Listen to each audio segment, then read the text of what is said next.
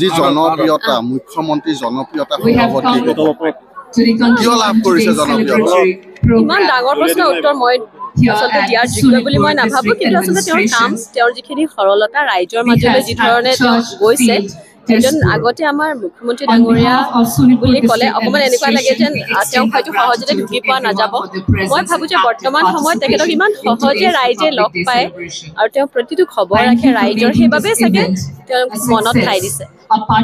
কোনকেইটা কামে আপোনাক স্পৰ্শ কৰিছে চৰকাৰখনৰ বিশেষকৈ যদি 1 2 3 কয় চৰকাৰ বুলি মই এনেকৈ ক'ব নাযাওঁ কিন্তু মহিলা সবলীকৰণৰ ওপৰত খুব ভাল কাম কৰি আছে তেওঁলোকে আৰু সকলো ফালে এতিয়া নিবনুৱাসকলক যি ধৰণে চাকৰি দিছে আগতে এনেকুৱা হৈছিলে যে মই যিহেতু জাগিৰোডৰ লগত বেছিকৈ জড়িত তাৰ প্ৰত্যেক ঘৰ মানুহৰ লগতে খুব ঘৰুৱা সম্পৰ্ক আগতে এনেকুৱা আছিলে যে APSC জাগিৰোডত যিসকলে পাইছিলে ধনী মানুহৰ ল'ৰা ছোৱালীয়ে পোৱা চাকৰি বুলি কোৱা হয় এইবাৰ মোৰ নিজৰ ভাল লাগিছে সাধাৰণভাৱে কাম কৰি খোৱা মানুহ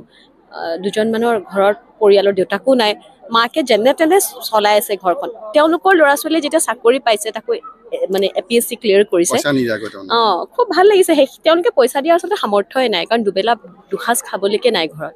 গতিকে তেওঁলোকৰ ল'ৰা ছোৱালীয়ে যেতিয়া চাকৰি পাই পেলাই আহি ঘৰত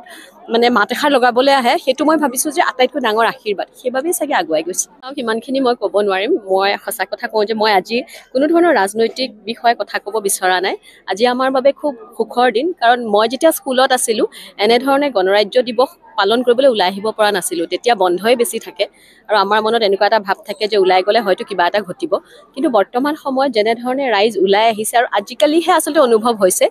যে 15 আগষ্ট বা 26 জানুৱাৰী যে সঁচাকৈ আমি ইমান মুকলিমূৰীয়াকৈ আমি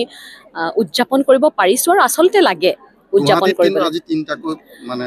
গুৱাহাটীৰ বিষয়ে অৱশ্যে মই এতিয়ালৈকে গম পোৱা নাই কাৰণ ইয়াতে মই এতিয়া আছোঁ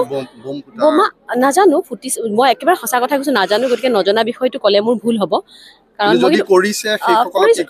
মইতো চাওক দেই এই বিষয়ে মই বৰ বেছি হেৰিলে নাযাওঁ যে তেওঁলোকে কোনে বা কি কৈছে বহু সময়ত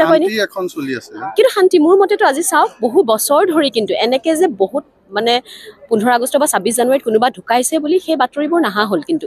আৰু মুকলিমূৰীয়াকৈ ৰাইজ ওলাই আহে এতিয়া আজিয়ে তেজপুৰত যি ধৰণে ওলাই আহিছে আৰু মানে তেজপুৰৰ লোকসকল সংস্কৃতিবান এই কথাটোৱে খুব ভাল লাগে আজি প্ৰতিটো অনুষ্ঠানে ইমান ভালকৈ উপভোগ কৰিলোঁ আৰু সকলোকে শুভকামনা জনাইছোঁ এনেকৈ প্ৰত্যেকটো দিন অসমৰ আগুৱাই যাওক আৰু যুৱচাম আগুৱাই যাওক মই ভাবোঁ যে যুৱচাম আগুৱাই গ'লেহে সমাজখন আগুৱাই যাব থেংক ইউ ঘৰত আনন্দ আৰু সম্পৰ্কৰ চমক বজাই ৰাখিবলৈ জৰুৰী হৈছে সকলো আনন্দময় মুহূৰ্তত মৰমৰ উপহাৰ দিয়াটো সেইবাবে মধুশ্ৰী জুৱেলাৰ্ছে আনিছে সকলো ৰঙীন ক্ষণৰ বাবে বিশেষ গহনা হীৰাৰে হওক সোণৰে হওক বা ৰূপৰে হওক শ্ৰেষ্ঠ ডিজাইনছ আৰু হলমাৰ্কযুক্ত গহনাই ৰাখে সম্পৰ্কক নিখুঁত তেনেহ'লে আজিয়ে আনক আনন্দ মধুশ্ৰী জুৱেলাৰ্ছৰ সৈতে যোগাযোগ কৰক 7002800341 নাইবা ভিজিট কৰক LNB ৰোড নলবাৰী অসম